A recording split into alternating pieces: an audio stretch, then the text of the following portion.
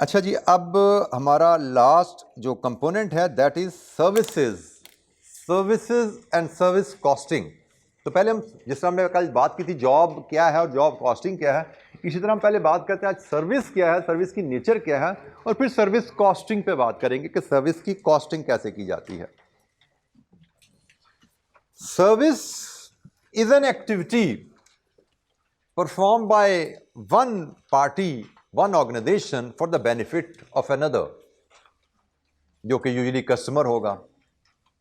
So service is an activity, ये product नहीं है, ये एक्टिविटी है जो एक ऑर्गेनाइजेशन, एक एंटिटी दूसरी ऑर्गेनाइजेशन, दूसरी एंटिटी या दूसरे इंडिविजुअल के लिए परफॉर्म करती है। जैसे barber services, tailoring services, makeup services, so these are different services.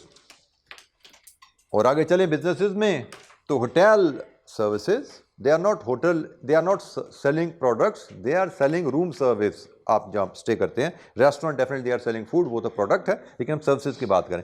Consultancy services, legal services, ये डिफरेंट एग्जाम्पल्स हैं। Telephone services, different medical services, ये सर्विसेज की मिसालें हैं। So, service is an activity performed by one entity for the benefit of another entity. Service की costing कैसे करनी है उसमें बाद में आते हैं, लेकिन एक सर्विस के कुछ फीचर्स पे बात कर लें जिसपे हमें कोई 1-2 नंबर का कोई नोट आ सकता है कि सर्विसेज के क्या यूनिक फीचर्स हैं जो इनको प्रोडक्ट से डिफरेंट बनाते हैं। तो ये ना सर्विसेज के कुछ खास फीचर हैं जो प्रोडक्ट से डिफरेंट को बनाते हैं। सबसे पहली चीज़ इंटेंजिबल है, मतलब दिखते नहीं है ये, ठीक है। इनसेपरेबिलिटी इनमें एग्जिस्ट करती है, मतलब इनकी प्रोडक्ट्स की तो प्रोडक्शन होती है ना, सर्विसेज की प्रोडक्शन नहीं होती, सर्विसेज की क्रिएशन होती है, डिलीवरी होती है, ठीक है। प्रोडक्ट की प्रोडक्शन एक फेज होता है और प्रोडक्ट की कंजम्पशन दूसरा फेज होता है, दो अलग-अलग फेजेस हैं। इसको मैं थोड़ा सा 1-2 पॉइंट आगे से मिक्स भी कर देता हूं। प्रोडक्ट प्रोड्यूस की जाती हैं, then one can buy them, one can hold them because they are tangible, one can own them, then consume as per their requirement. ये प्रोडक्ट की कहानी है। प्रोडक्शन होती है, बाइंग सेलिंग होती है, ऑनरशिप होती है, और फिर उनकी कंजम्पशन होती है एज पर नीड। सर्विसेज में क्योंकि इंटेंजिबल है, ऑनरशिप एग्जिस्ट नहीं करती। सर्विसेज में प्रोडक्शन एंड कंजम्पशन अलग-अलग नहीं है, सर्विसेज की क्रिएशन और consumption at the same time होती है, इनसेपरेबिलिटी है। मतलब बार्बर से ये नहीं कह सकते यार कटिंग पैक करके दी थी, कार जाके ला लाना मैं, ठीक है। या बस वाले से आप ये नहीं कह सकते यार बस का एक मैं इस्लामाबाद का ट्रिप पैक करके दे दे, मैंने घर से जाना है, कल चला जाऊंगा मैं। तो देयर एंड देयर वो आपके लिए बस चलाएगा, और आप जैसे जैसे बस चलेगी, जैसे जैसे वो सर्विस डिलीवर करेगा, वैसे वैसे आपको उसको कंज्यूम करना है। क्रिएशन एंड कंजम्पशन इनसेपरेबल है, ओनरशिप नहीं है। पेरिशेबिलिटी होती है, प्रोडक्ट की एक लाइफ होती है कि भाई इसकी 1 महीना, 2 महीना, 4 दिन, 5 दिन, 2 दिन, depending upon the product. Services are perishable because they cannot be stored. They have to be consumed when they are being created. उसी वक्त आपको कंज्यूम करना है। लैक ऑफ ऑनरशिप को मैं हाईलाइट कर चुका हूँ। ये कुछ फीचर हैं सर्विसेज के जो कि इनको प्रोडक्ट से फर्क बनाते हैं। इसी लिहाज से सर्विसेज की इन्वेंट्री नहीं हो सकती, ठीक है। प्रोडक्ट की इन्वेंट्री बिकॉज उनमें ऑनरशिप होती है, टेंजिबल होते हैं, इनकी इन्वेंट्री नहीं होती, इनकी शेल्फ लाइफ नहीं होती, पेरिशेबल है। अच्छा, सर्विसेज के साथ एक और टर्म यूज होती है ऑपरेशंस।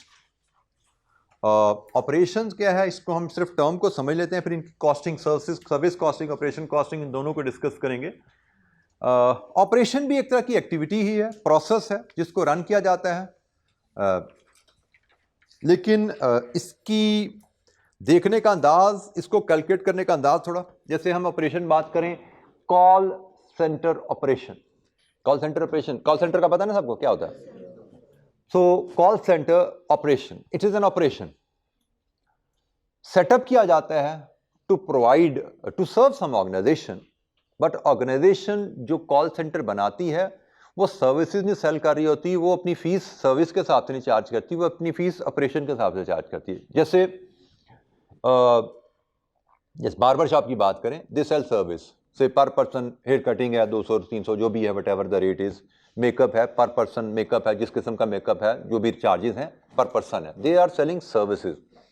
लेकिन कॉल सेंटर में they are not selling services. Call centre क्या, फॉर एग्जांपल मैं एक मेडिकल हॉस्पिटल चलाता हूँ और मैं अपने हॉस्पिटल के एडवर्टीजमेंट देता हूँ और मैं चाहता हूँ कि मेरे एडवर्टीजमेंट के अगेंस्ट जो कॉल्स आएँ उनको एक प्रोफेशनल टीम अटेंड करे कॉल्स को, और मेरी जो इंक्वायरी कॉल्स हैं उनको कस्टमर में कन्वर्ट करे।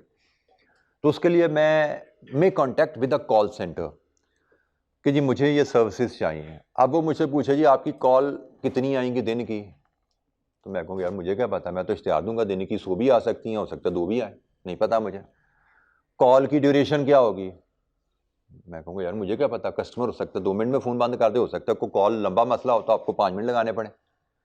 तो अब इसका मतलब जो सर्विस कॉल सेंटर से मुझे चाहिए दैट इज़ नॉट क्वान्टिफाइबल। तो फिर वो कॉल सेंटर वाला कहेगा फिर मैं आपको क्या बेचूं भाई, मैं आपको पर कॉल चार्ज नहीं चार्ज कर सकता, मैं पर डे नहीं आपको चार्ज कर सकता, क्योंकि मुझे नहीं पता एक दिन में कितनी कॉल्स आएंगी, मुझे नहीं पता एक कॉल की ड्यूरेशन क्या होगी, तो मैं आपको क्या चार्ज करूं। तो ऐसे केस में फिर ऑपरेशन की कॉस्ट चार्ज की जाती है कि ठीक है जी मैं फिर काम ये करता हूं, आपके लिए मैं 4 डेडिकेटेड टेलीफोन लाइन लगाता हूं एक ऑफ कमरे में, और वहां पे मैं 4 बंदे 2 शिफ्ट बिठाऊं या 3 शिफ्ट बिठाऊं, मैं कहता हूँ 24 घंटे हॉस्पिटल चलता है, चलें जी 4 बंदे इंटू 3, इसका 12 बंदे मैं आपके लिए हायर करूंगा। 4 लाइन्स टेलीफोन की डेडिकेट आपके लिए करता हूं और 4 ऑपरेटर 24 घंटे के हिसाब से चलेंगे, तो 3 शिफ्टों में 8-8 घंटे के 12 वर्कर मुझे चाहिए। तो मैं आपके लिए ये सर्विस मैं आपको देता हूँ, ये मैं ऑपरेशन आपके लिए रन करता हूँ। इसमें जितनी कॉल्स हैंडल हो जाए, जितनी कॉल्स आए, कस्टमर को वेट करना पड़ेगा। जैसे आपको बताओ कभी हम कॉल सेंटर कॉल करते हैं, जिससे मोबाइल सर्विस के लिए कॉल करें तो बात का तमाम ऑपरेटर बिजी होते हैं, ये होल्ड करें वो कह देते हैं। किसी बैंक में कॉल करें, ये सारे ऑपरेटर बिजी हैं, होल्ड करें। वो क्या है कि बैंक ने एक ऑपरेशन बाय किया हुआ है।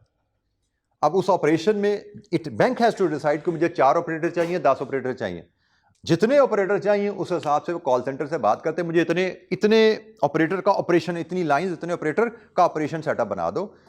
अब ये सर्विस देने के लिए ऑपरेशन बनाया गया, लेकिन इसकी कॉस्टिंग थोड़ी फर्क होती है। अच्छा अब जरा और तरह देख लो, हमारी सर्विस कॉस्टिंग, ऑपरेशन कॉस्टिंग, इनकी कॉस्टिंग का अंदाज बात का मिलता जुलता होता है,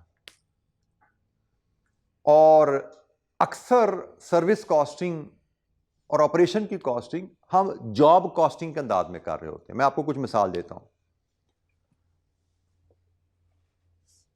audit is a service, audit is a service, लेकिन इसकी नेचर जॉब की भी है कि स्पेसिफिक कस्टमर के रिक्वायरमेंट के मुताबिक ये सर्विस दी जाती है। तो ऑडिट सर्विस की कॉस्टिंग मैं जॉब कॉस्टिंग के अंदाज में कर सकता हूं। जिस तरह जॉब अकाउंट खुले हुए ना, ये A221 B391, मैंने अगर अपने क्लाइंट्स की जिनको मैं ऑडिट सर्विसेज देता हूं, मैंने कॉस्ट का रिकॉर्ड रखना है, तो मैं ABC लिमिटेड ऑडिट अकाउंट खोल लूं, XYZ लिमिटेड ऑडिट का अकाउंट खोल लूं, JKL लिमिटेड ऑडिट का अकाउंट खोल लूं, और फिर इनके ऑडिट पे जो जो खर्चा है उनके रेलेवेंट अकाउंट में डेबिट करता जाऊं। स्टाफ भेजा, स्टाफ की तनख्वाह डाल दो, स्टाफ को ट्रांसपोर्टेशन बिल की वो डाल दो, कोई हमने प्रिंटिंग करवाई वो डाल दो, कोई हमने मजीद कोई फी पे की किसी को डाल दो। तो पीरियड एंड पे मुझे पता लग गया किस किस ऑर्डर में मेरा कितना खर्चा लगा। तो जॉब कॉस्टिंग के अंदाज में मैंने ऑडिट सर्विस का कॉस्ट का रिकॉर्ड रख लिया। इसी तरह मैं अभी कॉल सेंटर की बात कर रहा, जो मैंने हॉस्पिटल के मेरे कहने पे किसी ने खोला 4 बंदों की टीम का, तो उस ऑपरेशन की कॉस्ट क्या है, operation ABC limited call centre account खोल लो, उस कमरे का किराया उधर डाल दो, उन 4 टेलीफोन बिल का टेलीफोन बिल उधर डाल दो, उस 4 टेलीफोन बिल पे जो 12 ऑपरेटर बैठे उनकी सैलरी उधर डाल दो, बिजली का बिल उस कमरे का उधर डाल दो, तो उस ऑपरेशन की कॉस्ट भी रिकॉर्ड होगी, बिल्कुल इसी तरह जैसे जॉब की कॉस्ट रिकॉर्ड हुई थी। ठीक है ना। मैं अब monthly cost of the operation जानना चाहता हूं, तो उस महीने की सारी कॉस्ट उस अकाउंट में डालता जाऊंगा, तो पता लगे जी 4 बंदों का कॉल सेंटर जो हॉस्पिटल के लिए बना था उसकी कॉस्ट क्या है, तो कॉस्ट पता लगी, उसके हिसाब से प्राइसिंग प्रॉफिट ऐड करके हम निकाल सकते हैं। ऑडिट की कॉस्ट पता लगी, प्रॉफिट के हिसाब से प्राइसिंग, हम उस हिसाब से प्रॉफिटेबिलिटी अपनी गेज कर सकते हैं। So there are certain services and there are certain operations जिनकी कॉस्टिंग बिल्कुल जॉब कॉस्टिंग की तरह, टी अकाउंट खोलो, कॉल सेंटर का अकाउंट खोलो, खर्चे डालते जाओ, audit ABC, audit JKL, audit DEF, account खोलो, खर्चे डालते जाओ। तो बिल्कुल वैसे ही मेंटेन होती है। नथिंग न्यू टू लर्न, सिर्फ सर्विस क्या है, ऑपरेशन क्या है। सर्विस के कैरेक्टरिस्टिक्स हमने पढ़े और ऑपरेशन की नेचर मैंने आपको बताई। और कॉस्टिंग में मैंने कहा कि बहुत से सर्विसेज ऐसे हैं, बहुत से ऑपरेशंस ऐसे हैं जिनकी कॉस्टिंग हम बिल्कुल जॉब कॉस्टिंग के अंदाज में कर सकते हैं। यहां तक हमने बात खत्म की, इधर तक हमारी बात हुई। अब हम बात करते हैं थोड़े से डिफरेंस की, कि डिफरेंस कहीं पे आ जाता है।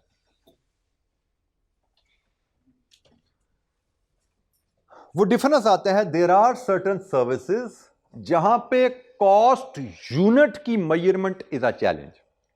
मैं एग्जांपल के लिए, एक कॉस्ट यूनिट, कल हमने बात की थी, क्या होता है कॉस्ट यूनिट? प्रोडक्ट का वो यूनिट ऑफ मेजरमेंट जिसके लिए आप कॉस्ट कैलकुलेट करना चाहते हो। जैसे मैंने कल मिसाल दी थी, कपड़े का मीटर भी हो सकता है, कपड़े का रोल भी हो सकता है, ठीक है। इसी तरह देयर आर सर्टेन सर्विसेज जिनका कॉस्ट यूनिट तो सिंपल है। जैसे मैं ऑडिट की बात करूं तो ऑडिट का cost unit is simple assignment, एक ऑडिट असाइनमेंट। बार्बर शॉप की बात करूं तो cost unit is simple per person. Tailoring shop की बात करूं तो cost unit is simple per shirt per trouser, आसान है, ठीक है। But there are certain services जहां पे कॉस्ट यूनिट चैलेंजिंग होता है। For example goods transport company. Goods transport company का काम क्या है? लोड उठा के गाड़ी पर रखना और लोड को ट्रैवल करा के किसी दूसरे इलाके, किसी दूसरे शहर अनलोड करना, यह गुड्स ट्रांसपोर्ट कंपनी ना। अब इसका कॉस्ट यूनिट आप जानना चाहो कि भाई इसकी travelling goods transportation cost per kilometre, is this the only variable जिस पे ट्रांसपोर्ट कॉस्ट डिपेंडेंट है? वेट, वेट पे भी डिपेंडेंट है ना भाई। तो travel cost, goods transport business की कॉस्ट दो वेरिएबल पे डिपेंडेंट है। बार्बर शॉप पर पर्सन, खत्म होगी बात, कटिंग कराइए भाई। टेलरिंग शॉप पर शर्ट, एक शर्ट, खत्म होगी बात। लेकिन ट्रांसपोर्टेशन कॉस्ट पर किलोमीटर नहीं हो सकती, पर टन भी नहीं हो सकती, बल्कि उसमें तो दोनों वेरिएबल इन्वॉल्व है।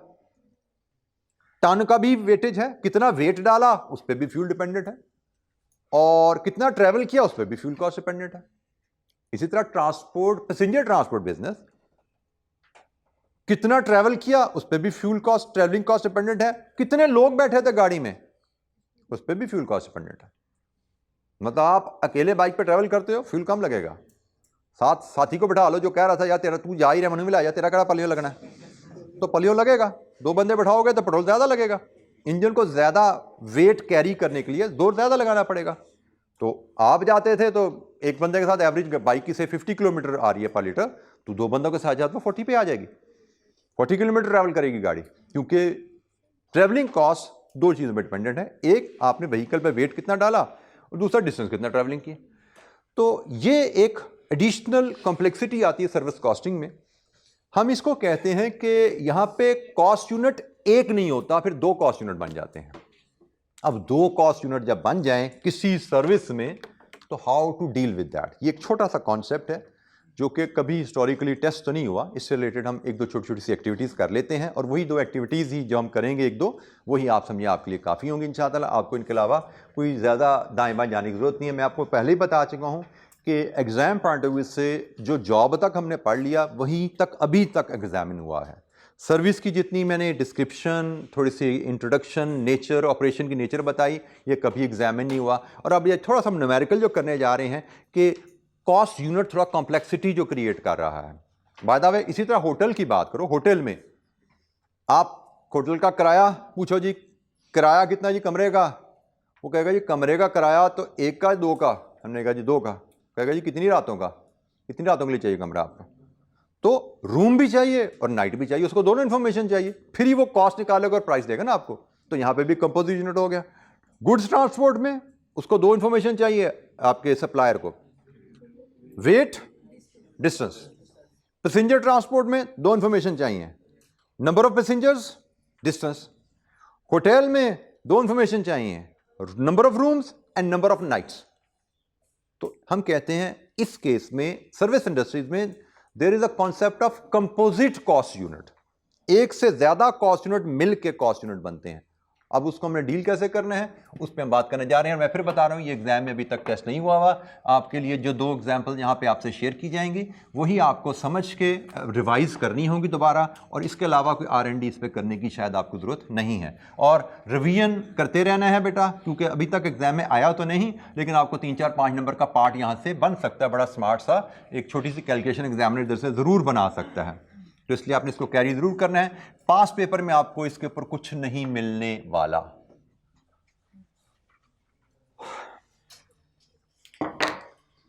अच्छा जी, कंपोजिट कॉस्ट यूनिट,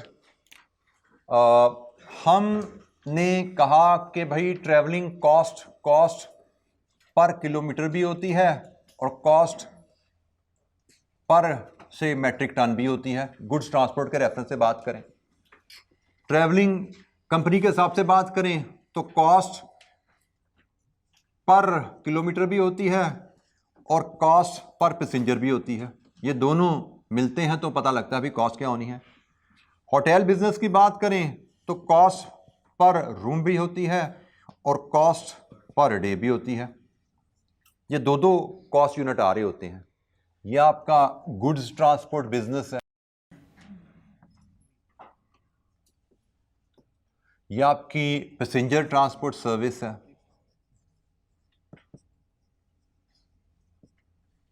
ये आपका होटल बिजनेस है। तो ये डिफरेंट बिजनेसेस के लिहाज से जो कॉस्ट यूनिट की इम्प्लीकेशंस है, जो ड्यूअल कॉस्ट यूनिट की, जिसको हम कंपोजिट कॉस्ट यूनिट कहते हैं, तो ये कंपोजिट कॉस्ट यूनिट की इम्प्लीकेशन मैंने आपसे थोड़ी शेयर की। इसका सोल्यूशन क्या है उस पर हम अभी आते हैं। ये आपके कंपोजिट कॉस्ट यूनिट है।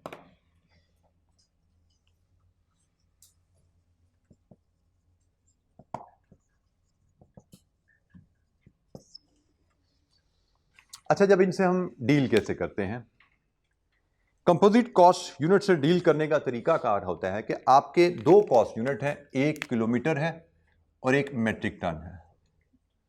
तो हम इसको कंबाइन कर देते हैं, दोनों कॉस्ट यूनिट को कंबाइन कर देते हैं। Cost kilometre and metric tonne हम कंबाइन कर देते हैं। Cost per kilometre dash metric ton, इसको ऐसे भी पढ़ सकते हैं। अल्टरनेटिव हम इसको कॉस्ट पर किलोमीटर पर मेट्रिक टन भी पढ़ सकते हैं। ठीक है, हम इसको ऐसे भी पढ़ सकते हैं। मैं इसको cost per kilometre dash metric ton लिख दूं या कॉस्ट पर किलोमीटर पर मेट्रिक टन लिख दूं, एक ही बात है। For example, cost per kilometre पर मेट्रिक टन अगर 10 रुपए आ रही है तो इसका मतलब क्या है, 1 मेट्रिक टन को 1 किलोमीटर पर metric tonne, 1 metric tonne weight को 1 किलोमीटर सफर कराने का खर्चा। सिमिलरली यहां पे मैं किलोमीटर डैश पैसेंजर या पर पैसेंजर कर दूं, कॉस्ट पर किलोमीटर पर पैसेंजर कर दूं या cost per kilometre dash passenger कर दूं, एक ही बात है। इसका मतलब क्या है कि ये जो कॉस्ट है से अगर ये 5 रुपए है तो 1 पैसेंजर को 1 किलोमीटर ट्रैवल करने का खर्चा 5 रुपए। होटल कॉस्ट पर रूम है, कॉस्ट पर डे है, तो इसको हम कर देंगे कॉस्ट पर रूम पर डे, या इसको हाइफन डे कर दो। तो अगर ये मेरी कॉस्ट पर रूम पर डे 1000 है, मतलब एक कमरा 1 दिन के लिए 1000 रुपया कॉस्ट है। कॉस्ट अगर है तो कॉस्ट में प्राइस प्रॉफिट ऐड करो, प्राइस बन जाती है, उसमें हम बात कर लेंगे। लेकिन फिलहाल आपको मैंने कंपोजिट कॉस्ट यूनिट का कॉन्सेप्ट समझाया कि कुछ सर्विसेज ऐसी होती हैं, ये हर सर्विस का मामला नहीं है। मैंने ऑडिट सर्विस की आपको बात कर ली, बार्बर शॉप की बात कर ली, टेलरिंग सर्विसेज की बात कर ली, वहां पे ये मसला नहीं था, वहां पे कॉस्ट यूनिट सिंपल था, कॉस्ट पर यूनिट सिंपल थी कहानी। But there are certain services जहां पे कंपोजिट कॉस्ट यूनिट आते हैं, 2 यूनिट्स मिलके कॉस्ट का हिसाब हमें रखना पड़ता है। तो वो उन 2 यूनिट्स को हम कंबाइन कैसे करते हैं वो मैंने आपको कॉन्सेप्ट थोड़ा यहां पे आपके साथ शेयर किया। इसको मैथमेटिकली मजीद आगे कैसे डील करना है उस पर हम बात करते हैं जी। तो कंपोजिट कॉस्ट यूनिट क्या है, कुछ सर्विसेज में कंपोजिट कॉस्ट यूनिट से हमें डील करना पड़ सकता है। कंपोजिट कॉस्ट यूनिट से डील कैसे करते हैं हम? कंपोजिट सर्विस यूनिट्स कैसे मेजर करते हैं?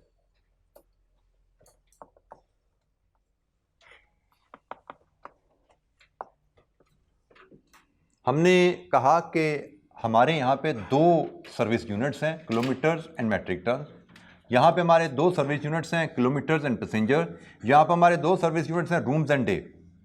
अब इन सर्विस यूनिट्स को हम काउंट या मेजर कैसे करें? ये तो मैंने कहा ना, पर रूम पर डे का मतलब एक कमरा एक दिन के लिए, पर किलोमीटर पर पैसेंजर का मतलब एक पैसेंजर एक किलोमीटर के लिए। लेकिन अगर आपके पास कोई क्लाइंट आए होटल में, वो आपसे कहे जी मुझे 5 रूम्स चाहिए और मुझे 5 रूम 3 डेज के लिए चाहिए। अब आपसे मैं पूछूं कि भाई इसको कितने रूम डेज चाहिए? 5 कमरे चाहिए, 3 दिन के लिए चाहिए, तो रूम डेज कितने चाहिए? दोनों का आपस में मल्टीप्लाई कर दो। इसको 15 रूम डेज चाहिए, कस्टमर को 15 रूम डेज चाहिए। अब ये 5 कमरे 3 दिन के लिए ले ले या 3 कमरे 5 दिन के लिए ले ले, एक ही बात है। Rooms into days. 5 कमरे 3 दिन के लिए लो, जितनी कॉस्ट इनकी बनती है 3 कमरे 5 दिन के लिए उतनी बनेगी ना कॉस्ट। ऐसा ही है ना? समझ आ रही बात? अब भाई आ रही समझ? नहीं, इसको नहीं आ रही, टोपी वाले को आ रही है। ओके, अच्छा जी, तो हमने कहा जी 15 रूम डेज हैं, जैसे मर्जी कर लो। तो कंपोजिट कॉस्ट यूनिट के लिए दोनों कॉस्ट यूनिट को आपस में ज़रब दे लेते हैं। इसी तरह हम ट्रांसपोर्ट बिजनेस की बात करते हैं। ट्रांसपोर्ट, गुड्स ट्रांसपोर्ट की बात करते हैं। एक क्लाइंट आपके पास आए कि जी मैंने जो वेट ट्रांसपोर्ट करवाना है वो 20 मेट्रिक टन है, और मैंने वे जिस शहर में जो भिजवाना है वो शहर यहाँ से 250 किलोमीटर है, 250 किलोमीटर है। तो अब हमने कहा जी हमारा तो सर्विस हम तो देते हैं किलोमीटर और metric tonne, kilometre metric tonne हमारा यूनिट है, तो हम इनको क्लाइंट को कितनी सर्विस चाहिए टोटल, ये जानने के लिए इनको ज़रब दे लो। तो कितनी सर्विस चाहिए जी? 5000 मेट्रिक टन पर किलोमीटर कह रहे हो या पर किलोमीटर पर मेट्रिक टन कह लो, एक ही बात है, ठीक है। 5000 kilometre metric tonne, sorry kilometres metric tonne, इतनी सर्विस चाहिए। अब यहां पे दोबारा सुन लो, इसका मल्टीपल कुछ भी हो सकते हैं। टोटल 5000 चाहिए, इधर 10 और 500 हो तो भी एक बात है, ऐसा ही है ना? 10 मेट्रिक टन 500 किलोमीटर जाना है या 20 मेट्रिक टन 250 किलोमीटर जाना है, सर्विस के यूनिट्स एक ही हैं। 5000 मेट्रिक टन किलोमीटर सर्विस चाहिए। तो जहां पे आपके कंपोजिट सर्विस यूनिट्स होते हैं तो टोटल सर्विस यूनिट जानने के लिए आप उनको आपस में मल्टीप्लाई कर देते हो। भाई सर्विस यूनिट 5000 है, कंपोजिट सर्विस यूनिट देने के लिए इंडिविजुअल्स यूनिट्स को मल्टीप्लाई करें तो कंपोजिट कॉस्ट यूनिट आपका बन जाता है, ठीक है। मैंने आपको सिखाया कि हम सर्विस यूनिट्स मेजर कैसे करते हैं जहां पे कंपोजिट सर्विस यूनिट्स आ जाए, ठीक है। कंपोजिट सर्विस यूनिट्स आ जाए, उनको मेजर करने का तरीका है इंडिविजुअल यूनिट्स को आपस में ज़रब दे लो। तो कंपोजिट सर्विस यूनिट्स का मीनिंग मैंने यहां पे समझाया आपको, कॉस्ट पर किलोमीटर पर मेट्रिक टन, और यहां पे कंपोजिट सर्विस यूनिट्स मेजर करने का तरीका बताया, आपस में मल्टीप्लाई करते हैं। अब इससे रिलेटेड हमारे पास दो छोटी छोटी सी एक्टिविटीज हैं, हम इन पे काम करते हैं।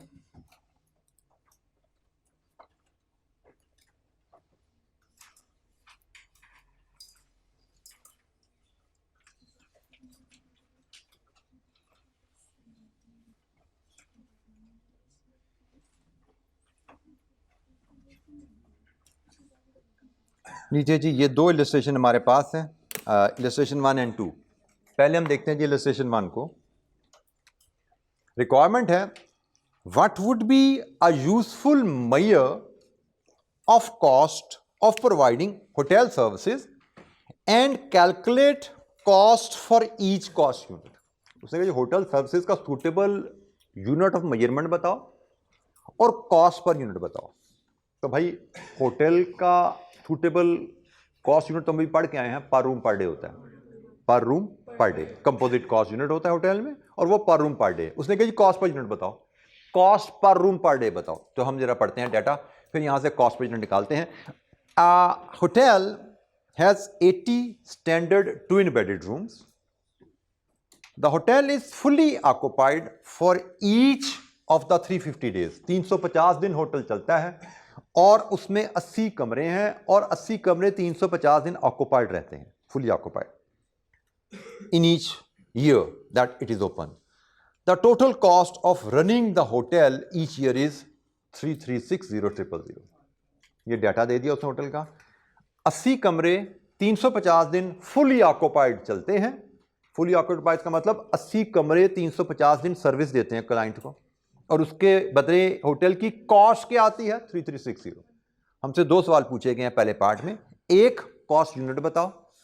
तो भाई कॉस्ट यूनिट तो यहां से हमने कहा जी रूम डे है, कॉस्ट यूनिट यहां से रूम डे है, ठीक है।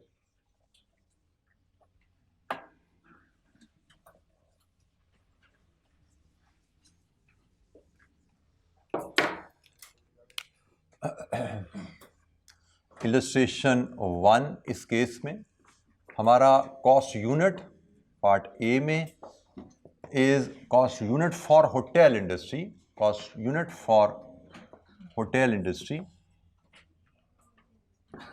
Room day. उसने कहा जी कॉस्ट पर यूनिट बताओ, इसका मतलब कॉस्ट पर रूम पर डे बताओ। पर रूम पर डे कह लो या पर रूम डैश डे कह लो, एक ही बात है। कॉस्ट पर रूम पर डे बताओ। तो भाई ये इस होटल की पूरे साल की कॉस्ट है। तो जिस तरह प्रोडक्शन कॉस्ट हम देखते हैं ना, पूरे साल की प्रोडक्शन कॉस्ट कितनी और उसमें यूनिट कितने बनाए, डिवाइड कर दो, कॉस्ट पर यूनिट आ जाएगी। यहां पे भी यही करेंगे।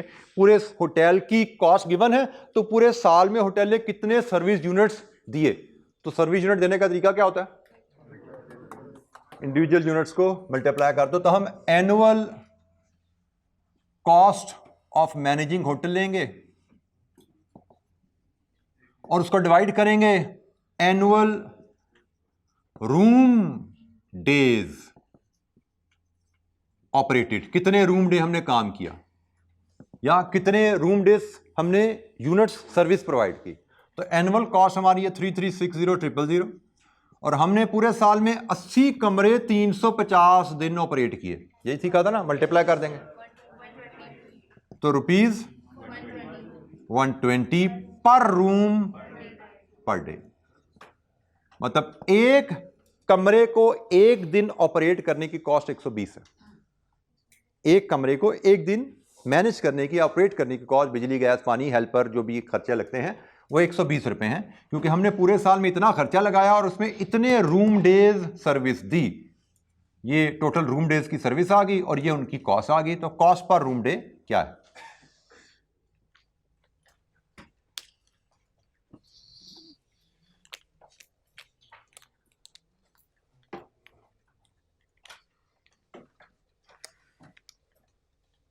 ये बेटा कंपोजिट कॉस्ट यूनिट का कॉन्सेप्ट, जहां पे सर्विसेज में कोई एक कॉस्ट यूनिट, सर्विस कॉस्ट एक कॉस्ट यूनिट पे डिपेंडेंट नहीं होती, वहां पे हम कंपोजिट कॉस्ट यूनिट का कॉन्सेप्ट यूज करते हैं। और कंपोजिट सर्विस यूनिट्स को मेजर कैसे किया जाता है, इंडिविजुअल सर्विस यूनिट्स को आपस में मल्टीप्लाई कर दें तो कंपोजिट सर्विस यूनिट्स की वैल्यू आ जाती है। कितने रूम कितने दिन काम किया ज़रब दे लो तो टोटल रूम डेज आ गए। पूरे साल में 80 कमरे 350 दिन आपके इस्तेमाल हुए हैं, तो 80 इंटू 350 टोटल रूम डेज आ गए। Total cost divide with total service, cost पर रूम डे आ गई। पार्ट बी देखिए जरा। Assuming that hotel has a policy of earning profit margin of 25%, prepare a quotation of a customer requiring 15 twin bedded rooms for 8 nights. Customer आया, उसने कहा जी 15 कमरे 8 दिन के लिए चाहिए, मुझे कोटेशन दीजिए जरा, और ये हमारा मार्जिन उसने बता दिया। तो हमने कहा जी हमारी पहले कॉस्ट से हम प्राइस बना लें। हम पार्ट बी में जाते हैं, पहले प्राइस पर रूम डे बनाते हैं, प्राइस पर रूम डे बनाते हैं। तो भाई वो है 120 इंटू 1.25, कितनी बनी 160 पर रूम डे हमारी प्राइस है। अब हम देखते हैं रिक्वायर्ड सर्विस कितनी है, रिक्वायर्ड सर्विस यूनिट्स, कस्टमर को रिक्वायर्ड सर्विस यूनिट्स कितने हैं भाई? 15 रूम्स 8 नाइट्स 120। लीजिए जी, कस्टमर को 120 सर्विस यूनिट्स या 120 रूम डेज चाहिए, कस्टमर को 120 रूम डेज चाहिए और हमारी प्राइस पर रूम डे 160 है, ये 150 है। ओके 150 ले लें जी, मैंने कौन से पैसे दे दिए अभी भाई, तो ज़रब दे लो 18,000 रुपीज़। बेटा मार्जिन है मार्कअप है? मार्जिन है, माय मिस्टेक जी, माय मिस्टेक। मार्जिन है तो मार्जिन का मतलब होता है ये 75 है, इसका मतलब पढ़े लिखे हो गए आप, कुछ ना कुछ सीख लिया आपने कम से कम। 160 19200। लीजिए जनाब, 25% मार्जिन का मतलब कॉस्ट 75 है, प्राइस 100 है, तो हमारी price 160 I. 160 is the price और रिक्वायर्ड हमें जो सर्विस यूनिट्स क्लाइंट हमसे मांग रहा है वो 120 रूम डेज है, तो 160 to 120 19,200 ये कोटेशन हम देंगे।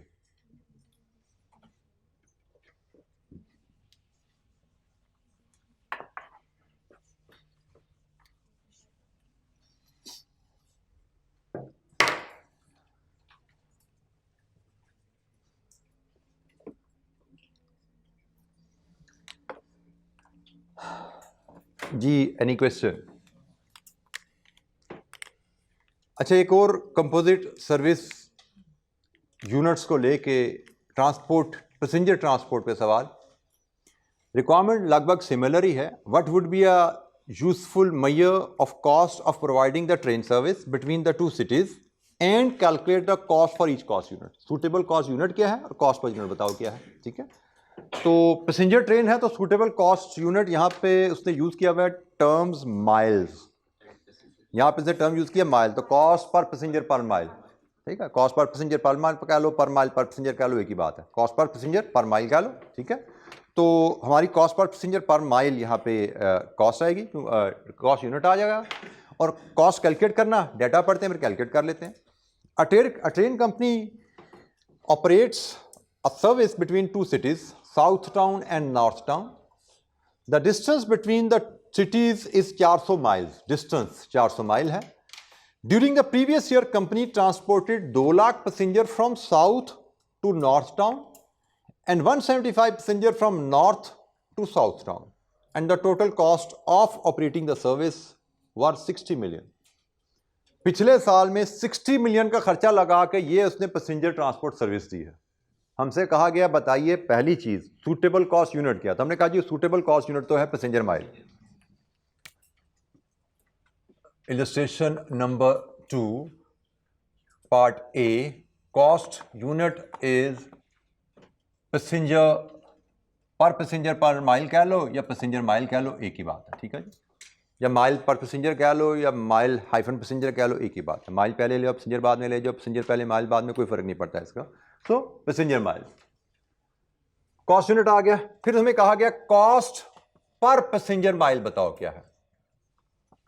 Cost per passenger per mile या कॉस्ट पर पैसेंजर माइल क्या है, तो उसका तरीका वही रहेगा। Annual cost 60 million divided with annual service units.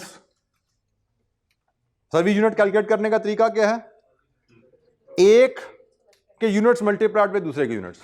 तो भाई यहां पे देखो जरा, आपने 2 लाख पैसेंजर्स को 400 माइल का सफर कराया प्लस 1,75,000 को फिर 400 का सफर कराया, ये टोटल पैसेंजर माइल है।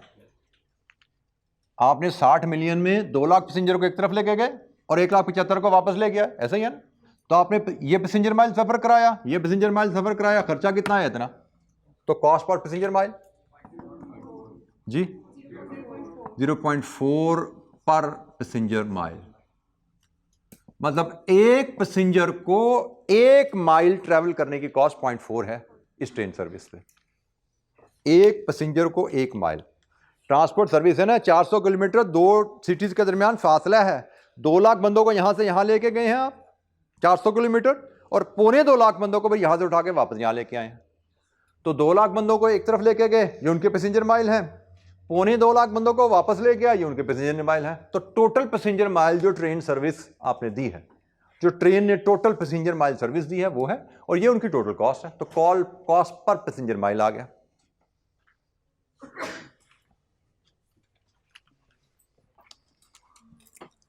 Assuming that the company has a policy of earning profit margin at a markup, margin at a markup आ गया भाई, ठीक है। ये भी कहानी आईकैप की ज़बान है तो इसलिए यहाँ पे डाली गई है कि आईकैप के सवालों में अक्सर आपको ये चीज़ नज़र आती है।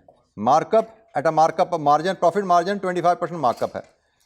Prepare a quotation for a company planning a recreation trip of 275 employees to a city 190 miles away from its office. तो भाई इस प्रॉफिट के हिसाब से इस कंपनी के लिए कोटेशन बनाओ, इस कंपनी से कितने पैसे चार्ज करेंगे if you are in charge of this transport train transport company. तो हम उसी अंदाज में पहले प्राइस पर यूनिट बनाते हैं, प्राइस पर passenger mile 0.4 multiplied with 1.25, 0.5 rupees, ये हमारी प्राइस है। और इसको अब हम मल्टीप्लाई करेंगे रिक्वायर्ड सर्विस यूनिट से। कितने हैं भाई? 275 मल्टीप्लाइड विद 190 का बेटा 400 तो दूसरी कहानी है बेटा, ये ट्रांसपोर्ट आपके लिए चल रही है, 400 की कहानी नहीं है, इतने स्मार्ट नहीं बनना हमने। ये है 190, ठीक है। 275 एम्प्लॉइज को 190 किलोमीटर दूर लेके जाना है और वापस भी लाना है कि नहीं लाना? वापस भी लाना है, ट्रिप करना है भाई, वापस भी लाना है। ज़रूर दो 104500 मल्टीप्लाई कर लो 52250, लीजिए जी ये कोटेशन बन गई।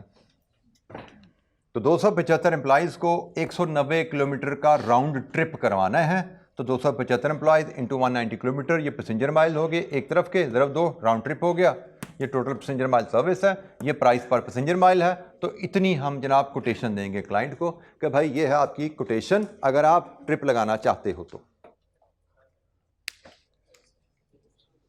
जी एनी क्वेश्चन? और इसके साथ सिलेबस खत्म भी हो गया, बिल्कुल 12:04 पे हमारा सिलेबस अल्हम्दुलिल्लाह कंप्लीट हो गया, ठीक है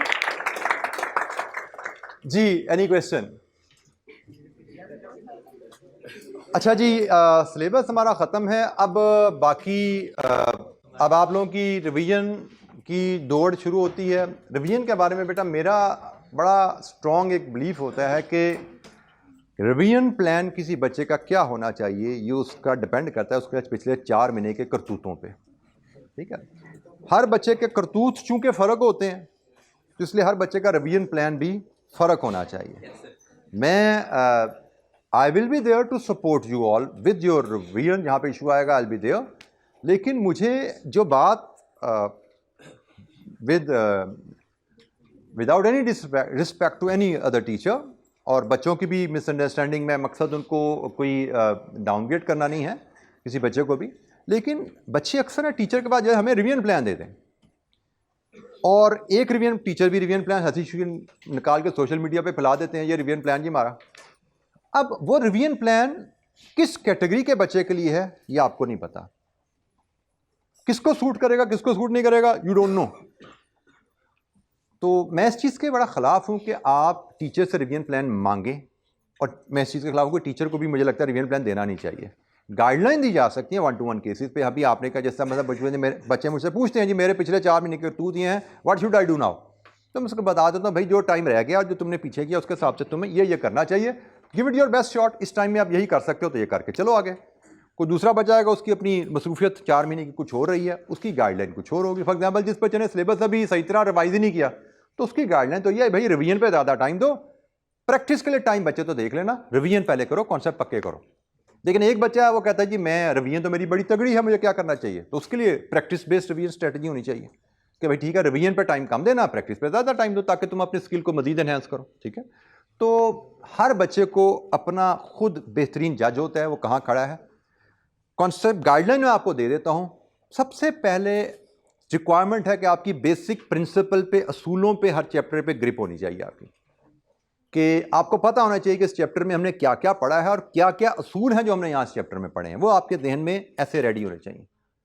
सवाल नहीं, असूल रेडी होने चाहिए किताब में कि इस किताब में क्या क्या कॉन्सेप्ट थे, क्या क्या फार्मूला थे, क्या क्या फॉर्मेट्स हमने यहाँ पे सीखे थे और क्या क्या की चैलेंजेस हमें आए थे, जो कि जिनके हमने कुछ असूल गाइडिंग प्रिंसिपल टीचर ने हमें बताया था, ये हमने सवालों से सीखे थे। वो चीज़ें आपका समरी में होनी चाहिए जिनको बार बार रिवाइज करो। रिवीजन से मुराद उन असूलों को पढ़ना होता है।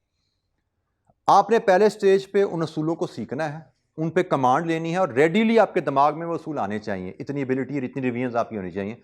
उसके बाद बारी आती है प्रैक्टिस की। प्रैक्टिस कम हो ज़्यादा हो, ये डिपेंड करेगा आपका टाइम कितना बचता है। लेकिन आप कहो कि मैं प्रैक्टिस के बगैर पेपर पास नहीं हो सकता, तो ये झूठ है। कॉन्सेप्ट के बगैर पेपर पास नहीं हो सकता, रिवीजन तगड़ी के बगैर पेपर पास नहीं हो सकता। इसका मैं कायल हूं और मैं आपको हल्फिया कह सकता हूं कि भाई तगड़ी रिवीजन के बगैर पेपर पास नहीं हो सकता।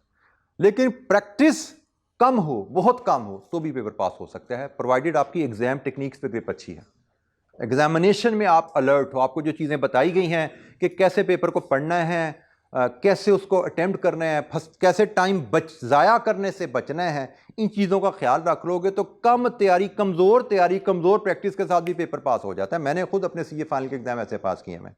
मेरी तैयारी बड़ी कमज़ोर थी, लेकिन मैंने एग्जाम टेक्निक्स पे वहाँ पे जाके बड़ी प्रैक्टिस मेरी ना होने के बराबर थी। सीए फाइनल में BFD management accounting final level का प्रैक्टिस ना होने के बराबर, taxation advance taxation CA final का, लेकिन सिर्फ अपने आप को गियर्ड अप रखा एग्जाम और एग्जामिनेशन में अलर्ट रखा कि भाई डूज एंड डोंट्स का ख्याल रखना है, कोई गड़बड़ ना हो जाए, तसल्ली से काम करना है। कॉन्सेप्ट बेसिक ले लिए थे, प्रैक्टिस ना होने के बावजूद मैंने पास किया पेपर, सिर्फ जैसे एग्जाम टेक्निक्स में मेरी ग्रिप अच्छी थी।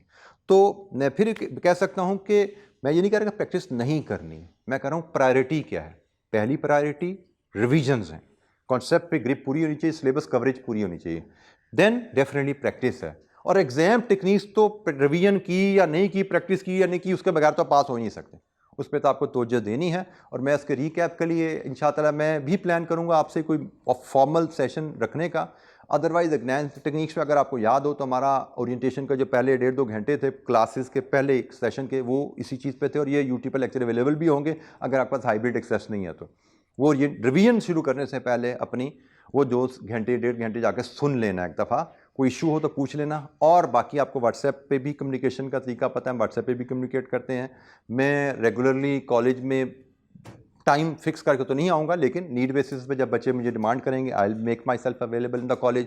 और हम कोई सेशन, एक आध सेशन रिवीजन का हमें लगेगा ज़रूरत है, आप लोगों की डिमांड आई किसी खास एरिया पे आपको सपोर्ट चाहिए, मुझे लगा इन जनरल सपोर्ट रिक्वायर्ड है, तो I will plan a session, हम उसके लिए भी इंशाअल्लाह मिल लेंगे इंशाअल्लाह। ठीक है जी, तो वेरी बेस्ट ऑफ लक, अल्लाह ताला आपका हामी और नासिर हो। तो अगले सेशन में इंशाअल्लाह मुलाकात होगी अगले लेवल पे कभी। ठीक है जी, थैंक यू वेरी मच, अस्सलाम वालेकुम।